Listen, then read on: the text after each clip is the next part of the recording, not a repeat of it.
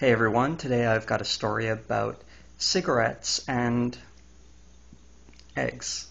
Now there was a story earlier today in the media, it got a lot of play, comparing egg yolks to cigarettes and saying that they were nearly as bad for your arteries as smoking regularly. Now a lot of media outlets jumped on this, some not really taking the time to examine the evidence, so I decided I would do that myself. Now this study was called the Egg Yolk Consumption and Carotid Plaque. That was the title. It was by J. David Spence. He was the principal author along with two other researchers. And this comes from the Stroke Prevention and Atherosclerosis Research Center out of the Robarts Research Institute, and it was funded by the Heart and Stroke Foundation of Ontario. It was also published in Atherosclerosis,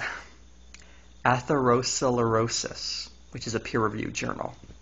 So all in all, this actually sounds, like a legit study. This wasn't something that simply came out of the marketing department for, I don't even know who would fund this, probably Big Tobacco or, well, that's not important. The point is that this study was actually has some real weight behind it. But what does this study actually say? Well, what this study did was took a look at about 1,200 patients, 1,231 to be exact, who had an average age of 62, and it measured them over a period of time. And what's important to note is that all these patients were taken from a vascular prevention clinic, or they had been referred to a vascular prevention clinic. So these are people who are at risk for heart disease. That's an important point that should be made note of. And what the numbers actually show is that the strongest correlation for damage to the arteries, or rather cholesterol filling the arteries, comes with age. That's not surprising at all. But it looked at a lot of other dimensions, one of them being cigarette smoking, another one looking at egg yolk consumption. And it showed a significant relationship, not between the two, but of similar results for the two. They had a lot of controls for it, but a few of the problems with the study is that it relied on self-reports. It's hard to remember how many egg yolks you've had throughout a week. I think the average they had was about 2/3 of an egg yolk a week, which was how much the people were eating.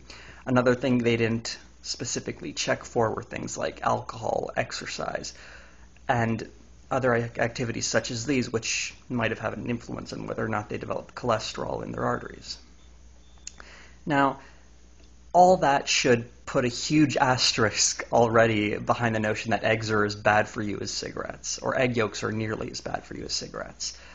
In fact, the actual conclusion of the study found that for people at risk of heart disease, egg yolks may not be the best thing to eat. Even that finding is debatable. This is also a one-off finding, not a body of literature. So, as I've just kind of outlined, this study has a lot of problems with it. Now that didn't stop major news outlets, Fox News, Daily Mail. I know those are kind of crappy news outlets, but even ones that are more reputable. The Globe and Mail, for instance, had an article on this.